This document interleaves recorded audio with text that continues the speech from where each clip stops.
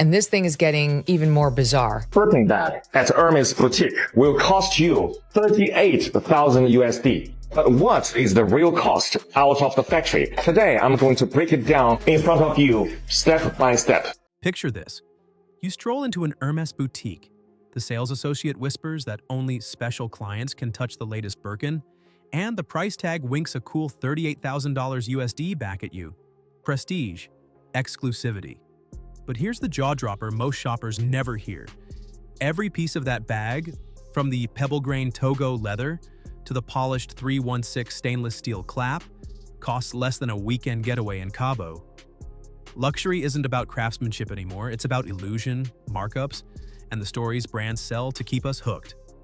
Ready to peek behind the velvet curtain? First thing first, Hermes only use the leathers from the 3 top-level suppliers. One is called Murky from Italy. The second is Weinheim from Germany. And the third is Haas from France. One piece of Togo leather, the same leather as this one, will cost 450 USD. Grab your digital magnifying glass because what's hiding backstage is wilder than any runway fantasy. And trust me, once you see it, you can't unsee it. Start at the hide. Togo leather, $450. Stitch it up with Phil Chino Rolls-Royce thread, $25. Add ocean-grade 316 hardware, $150. Edge paint imported from Italy, $50. Buttersoft lambskin lining, $100. Riri zipper, $10. Grand total, $785 before labor. Even if you triple labor to account for skilled hands, you barely scrape $2,500. That leaves a 1,400% markup polished off with romantic talk of artisan ateliers and one piece of the leather is only enough to make one Birkin, okay? The thread. And of course, for Hermes Birkin, the thread is also the best top level. It's called Fil Chinois from France. Slow Parisian afternoons? The math alone should make wallets sweat, but the plot thickens. Luxury margins thrive on silence, and silence just got shattered. But leather and thread are only the appetizer to tonight's chaos course. Enter investigative bulldog Megyn Kelly, live streaming a dossier that drops like TNT on Louis Vuitton. Her claim, Chinese plants, once ghosted, underpaid, blamed for bad stitches, were actually the true architects of Louis Vuitton's empire. Forget made in France. Most totes never sniffed French air. These factories kept receipts, emails, shipping logs, procurement chats, quietly stacking evidence like poker chips. When Louis Vuitton blamed them for crooked monograms, they didn't just walk. This is actually the Rolls-Royce in thread. For each bag, the cost is 25 USD. And then the hardware. See, this hardware is called 316 hardware. It's also known as the ocean stainless steel. They torched the bridge and paraded screenshots through the town square. The result? A luxury Goliath suddenly looks a lot like fast fashion and designer drag. Still think that monogram screams class? Wait until you see how strategic this ambush really was. Sources say the manufacturers timed their exodus for maximum cultural carnage. 72 hours before Louis Vuitton's Paris Fashion Week spectacle. Influencers had caption drafts ready, stylists had trunks packed, flagship stores were counting on traffic spikes. Then, boom, factories flipped the kill switch, leaked proof of false origin labels, and let TikTok do the rest. And the erosion of seawater is the best stainless steel. For one piece of bag, the hardware will cost 150 USD. The edge oil. This edge oil is imported from Italy. It's called It Steel edge oil. For each bag, it will cost 50 USD. Videos of unfinished speedies, sloppy seams, and made in China tags clocked millions of views overnight. Louis Vuitton stores in Shanghai, Dubai, New York, ghost towns by Tuesday. It wasn't revenge, it was a hostile corporate takeover of narrative, and the internet chose sides in seconds. But if you think the fallout stopped with sold-out venues and empty boutiques, Hollywood's reaction will stun you. Red carpet whisper networks lit up. A-listers deleted scheduled number ad posts faster than you can say social suicide. Kylie Jenner swapped monogram minis for vintage Dior, Kim Kardashian's glam squad called an emergency brand audit, and a now-deleted tweet hints Beyoncé scrapped a custom Louis Vuitton dress hours before her Renaissance premiere. stylists circulated a hush-hush do not pull document with Louis Vuitton stamped in bold at the top. Reason? No client wants to be a walking metaphor for fraud on Oscar night. Remember the Balenciaga implosion? Agencies aren't risking reruns, and if superstars are jumping ship, imagine the seismic shocks rumbling through the rest of the luxury jungle. Cue TikTok's latest flex, the hashtag LVPG Louis Vuitton Purge Challenge. The interior lining, it used lambskin imported from France. For each bag, the cost will be 100 USD. And also inside, there is a zipper from Riri brand. And the zipper for one bag is 10 USD. Gen Z creators film themselves donating, reselling, or, trash-tossing their Louis Vuitton pieces, racking up millions of likes. The monogram that once guaranteed clout now flags fashion fraud.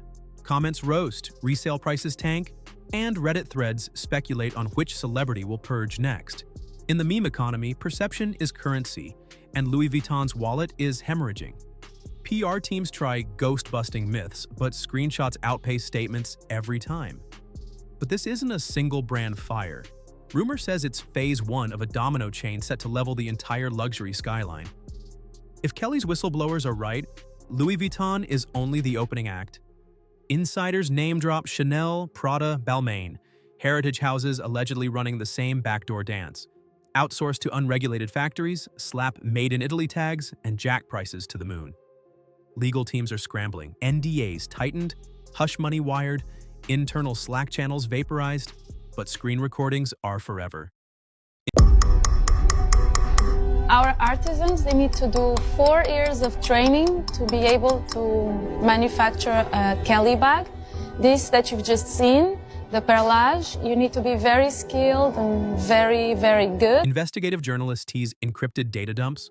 Law firms quietly line up class actions from duped mega buyers.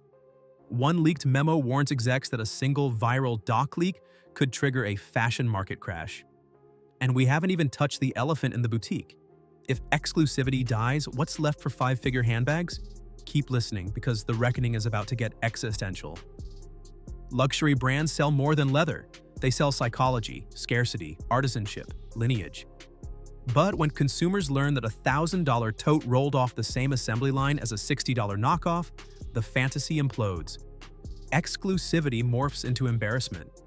Financial analysts predict a prestige recession. Up to 50 million aspirational shoppers have already tapped out, blaming overbuying and zero happiness boost. If factory whistleblowers drop evidence that heritages are a sham, some of Emma's products are made in China. Towels are from Fuyue in Shandong. They also make products for Chanel and IKEA. Beddings are from Yue in Shandong. Men's shoes are from Shachi in Shandong. Tableware are from Gaochun in Jiangsu. the sector's identity might crumble faster than fast fashion's carbon fiber runway. Sustainability claims, ethics awards, all meaningless if the heritage narrative is proven smoke and mirrors. So how does the industry stop the bleeding? They might not, because the next move may belong to the very workers who were once invisible. Here's the full circle plot twist. The workers who stitch the dreams are ready to own them. Chinese factories reportedly negotiating exclusive interviews with major media to reveal origins, supply chain secrets, and even launch their own branded lines, minus the 1,000% markup. Imagine the artisans behind the Birkin selling their craftsmanship direct to consumer for a fraction of the price. If they succeed, they won't just decapitate legacy brands, they'll democratize luxury overnight. And the public, freshly disillusioned, may welcome them with open wallets. But this revolution needs a catalyst, and rumor says a massive encrypted data drop is locked, loaded, and counting down.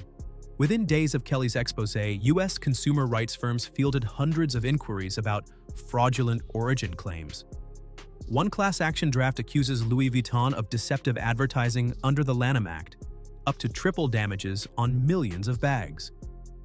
Across the Atlantic, EU watchdogs eye violations of the geographical indications framework meant to protect Made in France heritage. Most of them are made in China, and most of them are made in our factory. Yeah, I'm telling you. But why these luxury brands never tell you that? Because they are trying to pretend to be products of some sophisticated European countries. And don't forget China.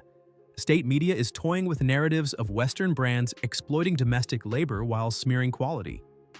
If national pride joins the fray, expect export permits to become bargaining chips.